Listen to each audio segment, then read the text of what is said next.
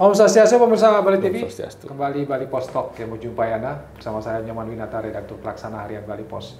Kita masih membicarakan tentang bagaimana fenomena hasil dari Pilpres dan Pileg yang sudah berlalu dan sudah ditetapkan hasilnya, tapi tetap untuk kita analisis karena ini juga masih berkaitan kira-kira dengan pilkada ke depannya karena akan menyusul segera pelaksanaan pilkada serentak pemilihan bupati, wali kota, dan gubernur di seluruh Indonesia termasuk juga di Bali. Apa kaitannya kira-kira, apakah ini dampak dari pileg pilpres ini juga pengaruh? Kemudian pilpres dan pileg ini sendiri juga punya fenomena yang menarik. Saya akan mewawancarai akademisi dari FISIP UNUD, Bapak Dr. Made Anom Wiranata. Kita sapa dulu narasumber kita. Om Swastiastu. Om Swastiastu, Pak Nyoman. Gimana kabar, sehat ya? Baik, sehat. Kita bicara tentang pemilu ya, masih tetap hangat ini. Iya. Karena penetapannya belum, di tanggal 20 baru kita ada penetapan. Walaupun Bali sudah nasional, rekapnya sudah selesai gitu ya, sudah tidak ada persoalan. Kalau Pak Anom melihat fenomena hasil pileg pilpres kemarin, khususnya untuk Bali seperti apa? Ada hal yang menarik ya, terutama mengenai partai yang besar di Bali, PDI Perjuangan, di Pilpres di Bali, itu dominasinya berhasil dikalahkan, tetapi untuk pemilihan legislatifnya tetap mendominasi. Ini menunjukkan bahwa pemilih itu memiliki sikap yang berbeda dalam hal pileg dengan pilpres. Ketika pileg misalnya, pemilih itu akan berinteraksi dengan secara lebih intensif dengan caleg, terlebih caleg di level DPRD kabupaten kota dibandingkan dengan interaksi dengan calon presiden. Itu kan jauh. Sedangkan kalau dengan caleg, mereka berinteraksi, calegnya sering datang, ada semacam rasa malu kalau misalnya caleg tertentu yang sudah memberikan kontribusi, solusi kepada pemilih untuk tidak dipilih. Sedangkan untuk capresnya itu agak jauh dan mereka melihatnya dari televisi. Sehingga citra dari capres itu, kemudian blunder yang dilakukan oleh capresnya maupun partai penyokongnya itu akan sangat berpengaruh. Ya, berbeda dengan interaksi antara pemilih dengan caleg di tingkat lokal, itu lebih intensif dan ada ikatan emosional yang kuat, ada rasa malu kalau tidak menunjukkan mereka bisa memberikan suara untuk caleg yang bersangkutan. Tapi kan kadang orang mengatakan bahwa loyalitas terhadap partai politik atau pertanyaan saya ubah, apakah memang ini menunjukkan bahwa loyalitas terhadap partai politik itu tidak signifikan antara dia DPR, kemudian legislatif dengan Pilpres? Itu sangat jauh ya. Ada persentase dari pemilih yang loyal terhadap partai. Dan itu angkanya bisa berubah. Ganjar misalnya, dia mendapat suara itu, menurut saya itu adalah suara dari militan partai. Jadi pemilih yang memilih Ganjar karena Ganjar adalah PDI Perjuangan. Dipilih karena itu. Dan ada memang pemilih yang begitu. Cuman jumlahnya tidak cukup untuk mengangkat suara Ganjar. Dan selebihnya itu akan tergantung dari, pertama tadi kalau di tingkat lokal itu akan lebih banyak pada interaksi antara calegnya dengan pemilih, juga pilkada interaksi antara pemilih secara langsung dengan pemimpin di level daerah, itu berbeda dengan pilpres. Pilpres ya ada kesan, imaji, pemilihan isu. Ketika isunya isu perubahan, ya, seperti disampaikan Anies, ya otomatis suara dari pengkritik Jokowi ya ke situ gitu kan. Kemudian pemilih Prabowo penerus misalnya, ya itu adalah suara dari orang yang pro Jokowi gitu. Nah, agak susah bagi Ganjar ini mau masuk kemana ini kan. Nah, itu yang perkiraan saya membuat suara Ganjar agak anjlok dan dia hanya mengandalkan suara dari pemilih PDI yang militan. Yang militan. Berarti bisa dikatakan bahwa PDIP melakukan kesalahan strategi politik dalam Pilpres kali ini sehingga mereka mengalami kekalahan. Menurut saya ya, pemilihan tema itu yang menurut saya itu kurang tepat. Ya, kalau Anies memilih perubahan dan dia akan mengambil porsi suara pengkritik Jokowi yang jumlahnya tidak akan lebih dari 26-27%. Karena menurut survei memang orang yang tidak puas terhadap Jokowi sekitar angka itu. Jadi Anies mendapatkan semua itu, diborong semua. Semua yang tidak suka Jokowi gitu. Semua ke Anies. Nah, sekarang untuk memperebutkan suara simpatisan dari Jokowi ini adalah perebutan dari dua orang ini. Kalau misalnya Ganjar dia menyerang Jokowi di sana, ya itu agak memberikan efek balik yang merugikan sebetulnya bagi Ganjar, ya karena pemilih Jokowi akan mengira bahwa Ganjar ini tidak selaras dengan Jokowi, walaupun misalnya Presiden Jokowi menunjukkan gesturnya keberpihakan kepada Prabowo, tetapi Ganjar bisa memposisikan diri dia bahwa saya adalah penerus Jokowi yang paling tepat karena saya bersama Pak Jokowi dari awal sampai akhir. Pak Prabowo datang tengah-tengah. Saya lebih baik karena saya punya prestasi ini. Nah itu saya kira akan lebih bisa menggait pemilih Jokowi daripada Pak Ganjar menyerang Pak Jokowi. Selama ini kelihatan menyerang ya? Ya menyerang karena memberikan nilai untuk penegakan hukum 5, padahal wakilnya ada jadi Menko Polhukam. Itu kan jadi banyak blunder sebenarnya juga ya? Iya, ada blunder yang itu mempengaruhi secara nasional karena ada debat, media-media aktif, dan pemilihan Pilpres itu banyak menggunakan imaji-imaji, pencitraan-pencitraan. Itu yang sangat membantu capres yang bersangkutan untuk bisa mendapatkan suara dari efek Pak Jokowi ini. Apakah figur seorang Ganjar memang tidak menjual dibandingkan sehingga pemilih tidak begitu loyal terhadap partai PDI kemudian juga, tapi tidak memilih Ganjar? Ya, saya lihat dari segi kualitas kemampuan Pak Ganjar, saya kira itu kemampuan berbicaranya bagus, artikulasi bagus, punya pengalaman sekian lama. Nah, itu kembali tadi soal positioning yang tidak tepat sehingga itu yang menempel di benak publik, dan itu akan mempengaruhi perilaku mereka ketika memilih. Jadi itu pintar saja itu tidak cukup, itu kan perlu juga positioning ya. Ini menunjukkan kemana ini kan.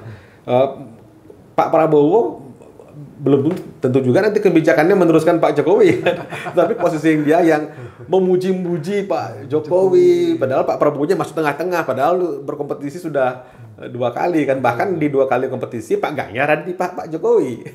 Pak Ganjar menyanyiakan background beliau yang bersama-sama dengan Pak Jokowi itu. Oke. Nah, kalau kita bicara tentang efek atau dampak dari hasil Pilpres ini terhadap pilkada, konteksnya Bali kalau kita lihat ya, Bali kan ada yang mengatakan Bali kan PDIP kandang banteng, siapapun bahkan mungkin siapapun yang dicalonkan oleh PDIP dia pasti akan menang gitu ya. Apalagi dengan 2018 ya kemarin ya, ada hasil 2019 juga menunjukkan bahwa siapapun calon PDIP cukup kuat untuk. Tapi apakah di 2024 ini nanti akan terjadi hal yang serupa atau justru saya melihat akan berubah? Efek penentunya begini, kenapa PDIP mendominasi? Nah, itu pertanyaan mendasarnya di sana. Seperti yang saya sampaikan tadi, ada memang orang pemilih yang loyal dengan partai tertentu, PDI misalnya. Mau dia dapat bansos, mau dibantu oleh calegnya, dia banteng dari dulu kala, dari turun-temurun. Ada yang begitu, tetapi itu tidak cukup untuk memenangkan suatu kontestasi. Nah, dominasi dari partai-partai di Indonesia itu sepertinya tersebar secara geografis. PDI kuat di Jateng, Bali, Golkar kuat di Indonesia Timur, PKS kuat di Sumatera Barat. Itu karena memang ada sentuhan dari caleg yang ikut mendistribusikan yang kita sebut sekarang dengan bansos, yang itu dianggap sebagai sesuatu yang dibutuhkan masyarakat. Sehingga itu yang mendapat dampak adalah siapa caleg yang menyebarkan itu, siapa politisi yang membawakan bansos itu. Itulah mengapa Bali akan tetap kuat PDIP-nya, yang lain juga akan kuat, itu susah untuk dilawan dominasinya. Nah, seperti kemarin dalam hal Pilpres misalnya, siapa yang punya kuasa untuk menyebarkan bansos? Kan pemerintah pusat. Itu yang juga menurut saya itu berpengaruh, karena di Indonesia ini bansos untuk politik itu dia batasnya sulit dan itu belum ada aturan. Ya, sehingga itu akan menjadi kekuatan bagi partai yang bisa menguasai pemerintahan. Nah, dalam hal pemilihan kepala daerah, karena PDI bisa mengendalikan dengan jumlah kursi di parlemen, kemudian jumlah bupati wali kota, dia bisa mendistribusikan gula-gula itu kepada masyarakat lebih dominan, sehingga dominasinya itu akan lebih bertahan. Sebenarnya saya tidak sependapat dengan kategori kandang banteng itu. Seberapa dia politisi PDIP bisa merawat interaksi itu, sebegitulah dia akan menjadi kuat. Gitu. Jadi karena faktor bansos-bansos itu ya, gula-gula itu ya. Nah, gula-gula bansos juga apa ya, bagaimana tokoh itu bisa menyelesaikan masalah masyarakat. Nah, itu yang akan dilihat. Nah, apakah itu akan berlaku juga di pilkada nanti? Saya kira iya. Jadi berat bagi orang yang tidak pernah ikut menyelesaikan masalah masyarakat dihadapkan dengan orang yang sudah pernah menyelesaikan masyarakat. Kecuali misalnya ada calon atau incumbent yang ketika ada masalah masyarakat, masalahnya nggak selesai. Dan itu fatal, blunder. Itu kemudian baru akan berbalik suaranya. Oh, ngurus ini aja nggak beres gitu, apalagi ngurus yang lain gitu. Nah, itu artinya kalau misalnya di Bali ini kan banyak juga nanti incumbent yang akan maju dari, katakanlah PDIP. Berarti mereka akan cukup kuat ya untuk bisa menguasai suara di pilkada nanti. Mereka bisa mengkapitalisasi keberhasilan mereka. Kalau ada bupati diberikan anggaran sekian miliar, itu pasti ada hal yang baik dilaksanakan. Pasti itu, orang dikasih uang kok. Ada uangnya. Ada uangnya untuk membangun kan gampang. Nah, itu yang dia bisa kapitalisasi bahwa saya pernah melakukan ini, saya pernah melakukan ini. Nah, bagi penantangnya yang tidak memiliki itu, dia akan kesulitan untuk melakukan serangan kecuali seperti tadi, kecuali ada project blunder, misalnya ada seperti mangkrak. Nah, itu yang bisa dipolitisasi gitu. Itu artinya bahwa maksudnya apakah ini akan menjadi catatan penting buat PDIP ke depan dalam pilkada ini untuk mengatur strategi yang lebih baik lagi, atau mereka bisa santai-santai saja nanti akan bisa memenangkan? Ya, mereka harus bekerja keras karena yang saya lihat ini di samping di Pilpres itu saya lihat itu aroma perseteruan antara Puan dan Ganjar belum selesai. Nah, di PDI jangan sampai misalnya kalau ada terjadi friksi internal yang membuat meskipun tidak membelot ya, mungkin aja ada mesin partai tidak bergerak. Tidak pindah partai karena bisa takut dipecat. Tapi diam. Diam tidak bergerak. Hati-hati betul ya PDIP sebenarnya di pilkada ini gitu ya. Nah, di pilkada ini ya tergantung siapa sekarang yang memberikan rekomendasi. Kalau rekomendasinya jatuh kepada Pak Koster misalnya, yang dia adalah ketua DPD partai, kan dia pegang hajat hidupnya para caleg ini. Nah, itu akan memudahkan dibanding misalnya kalau rekomendasi diberikan kepada orang yang bukan ketua DPD PDI Perjuangan. Nah, itu yang bisa membuat mesin partainya berjalan gitu ya. Bisa stagnan gitu. Malah bisa digebosi oleh ketua DPD-nya nanti. Ya, bisa ya. Jadi tetap harus ada catatan penting ya dari hasil Pilpres Pileg ini dengan pilkada, bagaimana partai-partai di Bali ini menyikapinya untuk kepentingan pilkada nanti gitu ya. Iya, betul. Itu harus menjadi catatan bahwa